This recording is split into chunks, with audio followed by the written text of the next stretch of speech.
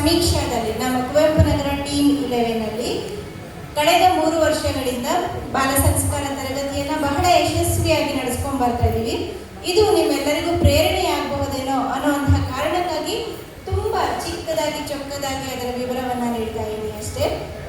ನಾವು ಆರಂಭ ಮಾಡಿದಾಗ ಒಂದು ಯೋಚನೆ ಇತ್ತು, ಹೇಗೆ ಆಗತ್ತೆ, ಮಕ್ಕಳನ್ನ ಕಳಿಸ್ತಾರ ಪೇರೆಂಟ್ಸು, ಮತ್ತು ನಮಗೆ ಬೇರೆಯವ್ರ ಸಹಕಾರ ಸಿಗತ್ತಾ ಅಂತ ಶುರು ಒಂದು ಮಾಡಬೇಕಿತ್ತು ಅಷ್ಟೇ.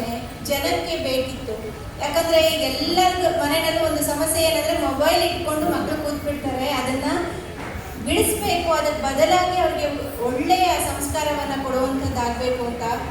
ಹಾಗಾಗಿ ಯಾವಾಗ ನಾವು ಶುರು ಮಾಡಿದ್ವೋ ಆಗಲೇ ನಮ್ಗೆ ಒಳ್ಳೆಯ ಸಹಕಾರ ಸಿಕ್ತು. ಹಾಗಾಗಿ ನಾವು ಕೇಳೋದೇನು ಅಂತಂದರೆ, ಶುರು ಒಂದು ಮಾಡಿ, ಪೇರೆಂಟ್ಸ್ಗಳೇನೆ ನಿಮಗೆ ಸಹಕಾರವನ್ನು ನೀಡ್ತಾ ಹೋಗ್ತಾರೆ. ಆರಂಭದಲ್ಲಿ 4 ಜನ ಸೇರಿ ಶುರು ಮಾಡಿದ್ವಿ.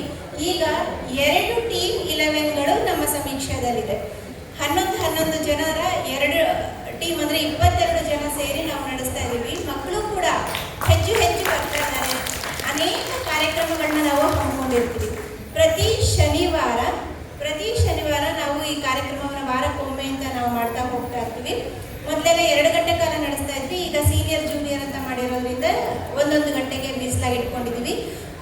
ಆರಂಭಿಕ ಶ್ಲೋಕಗಳಿಂದ ಶುರು ಮಾಡಿಕೊಂಡು ಯೋಗ, ಧ್ಯಾನ, ಪ್ರಾಣಾಯಾಮ, ಮತ್ತು ಕ್ವಾಲಿಟಿ ಸರ್ಕಲ್ ಟೈಮ್ನಲ್ಲಿ ಕಥೆಗಳನ್ನು ಹೇಳೋದು, ಆರ್ಟ್ ಆ್ಯಂಡ್ ಕ್ರಾಫ್ಟ್, ಇದೆಲ್ಲವನ್ನು ಅದರಲ್ಲಿ ಸೇರಿಸ್ಕೊಂಡಿರ್ತೀವಿ.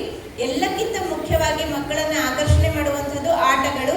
ಹಾಗಾಗಿ ಪ್ರತಿ ವಾರನೂ ಕೂಡ ಹೊಸ ಆಟಗಳನ್ನು ಅವರಿಗೆ ಪರಿಚಯಿಸೋದ್ರ ಮೂಲಕ ಅವರನ್ನು ಸೆಳೆಯುವಂತಹ ಪ್ರಯತ್ನ ನಡೀತಾ ಇದೆ.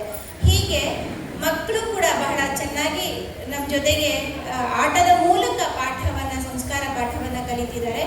ಹೀಗೆ ಮಕ್ಕಳ ಜೊತೆಗೆ ನಾವು ಕೂಡ ಕಲಿತಾ ಇದ್ದೀವಿ ಅಂತ ಹೇಳ್ತಾ, ನಿಮ್ಗೆ ಯಾವುದೇ ರೀತಿಯ ಮಾಹಿತಿ ಬೇಕಿದ್ರೆ, ಬಾಲ ಸಂಸ್ಕಾರಕ್ಕೆ ಸಂಬಂಧಪಟ್ಟ ಹಾಗೆ ತರಬೇತಿ ಬೇಕಿದ್ರೆ ಖಂಡಿತವಾಗಿ ನನ್ನನ್ನು ಸಂಪರ್ಕಿಸ್ಬೋದು. ರಾಧಾ ಅಕ್ಕನ ಹತ್ರ ನನ್ನ ಸಂಖ್ಯೆ ಇರುತ್ತೆ. ಈಗ ಕರ್ನಾಟಕ ಟೀಮ್ 11 ಏನು ವೆಬ್ಸೈಟ್ ಇದೆ, ಅಲ್ಲಿ ಕೂಡ ನಾವು ಅಪ್ಲೋಡ್ ಮಾಡ್ತಾ ಇರ್ತೀವಿ ಎಲ್ಲ ಈವೆಂಟ್ಸ್ಗಳನ್ನ. ನಮ್ಮದು ಈ ಕಳೆದ 3 ವರ್ಷದ್ದು, ಇನ್ನು ಮುಂದೆ ಅದನ್ನು ಕೂಡ ಫಾಲೋ ಅಪ್ ಮಾಡಿ ಹಾಕ್ತೀವಿ. ಹಾಗಾಗಿ ನಿಮ್ಗೆ ಏನೇ ಮಾಹಿತಿ ಬೇಕಿದ್ರೂ ಅಲ್ಲೂ ಕೂಡ ಪೋರ್ಟಲಲ್ಲಿ ಕೂಡ 198 ನಮ್ಮದು ಕುವೆಂಪು ನಗರ ಪೋರ್ಟಲ್ ಸಂಖ್ಯೆ, ಪ್ರೊಫೈಲ್ ಸಂಖ್ಯೆ, ಅಲ್ಲೂ ಕೂಡ ನೀವು ನಮ್ಮನ್ನು ಫಾಲೋ ಮಾಡ್ಬೋದು.